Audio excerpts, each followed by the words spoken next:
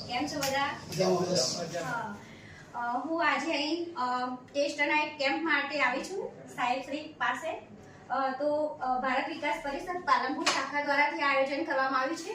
તો હું સાહેબ આપશ્રીને એક પ્રશ્ન પૂછવા માંગુ છું કે આ બીએમડી એટલે શું સાહેબ?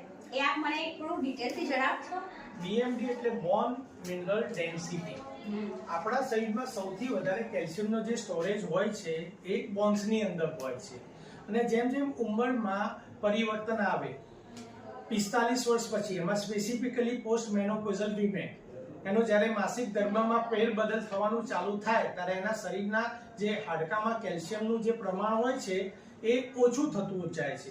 હવે એ કેટલું ઓછું થતું જાય છે એ જાણવું બહુ જરૂરી છે. એના માટે આ અમે કેમ્પ રાખેલો છે.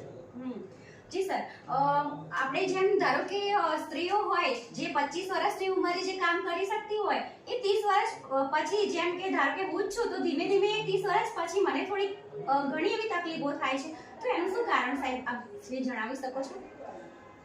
25 વર્ષ કે એની આજુબાજુની ઉંમરમાં આપણા શરીરમાં કેલ્શિયમનું પ્રમાણ પૂરતું હોય છે, આપણા હાડકા મજબૂત હોય છે.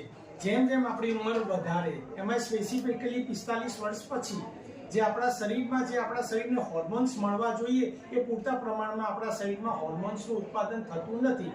એના કારણે આપણા શરીરમાં કેલ્શિયમનું પ્રમાણ ઓછું થતું જાય છે. એના કારણે આપણે આ કેમ્પ રાખેલો છે. Prevention is better than cure. તો આપણે જો એનું અર્લી ડિટેક્શન કરી શકીશું તો ફ્યુચરમાં એનાથી જે પ્રોબ્લેમ થવાના, જેમ કે સ્પાઇનમાં કમ્પ્રેશન ફ્રેક્ચર થાય, હિપમાં ફ્રેક્ચર નેક ફીમર થાય, આ બધા જે ઓસ્ટિયોપોરોસિસ રિલેટેડ જે ફ્રેક્ચર્સ થવાના જે કોમ્પ્લિકેશન હોય છે એને આપણે બચાવી શકીએ છીએ વ્યવસ્થિત જો ટ્રીટમેન્ટ આપીએ તો. જી સર, તો મને આ બધું જાણીને ખરેખર બહુ સારું લાગ્યું. અને મને બી કંઈક અહીંયા ટેસ્ટ કરાવે તો સારું, મારું નોર્મલ આવે છે, જોકે જો મને ખુશી છે, પણ આ સાંભળીને સારું લાગ્યું. અને દરેક સ્ત્રીને આ ટેસ્ટ કરાવવું જ જોઈએ, કારણ કે 25 વર્ષ જેમ કે 25 વર્ષ જે આપણે સ્ત્રીઓ કામ કરી શકતા હોય 30 વર્ષ પછી ધીમે ધીમે આ બધું કેલ્શિયમની ઉણપના કારણે બહુ ઓછું થતું જાય છે. તો સાહેબ શ્રીની મુલાકાત લીધી, મને બહુ જ સારું ગમ્યું.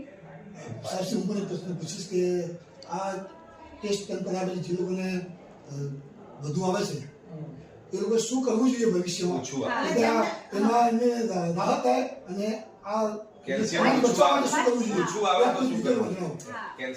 આમાં જો શરૂઆતમાં માઇલ્ડ ઓસ્ટિયોપોરોસિસ એટલે બોર્ડર લાઇન ઉપર જો આપણે કેલ્શિયમની ઉણપ જણાય તો એ ખાલી કેલ્શિયમ ટેબ્લેટ અને સારા આહારથી, દૂધ, લીલી શાકભાજી, પાલક, મેથી, કઠોળ, સોયાબીન, એગ્સ, આ બધું લેવાથી એ વસ્તુની ઉણપ પૂરી થાય છે.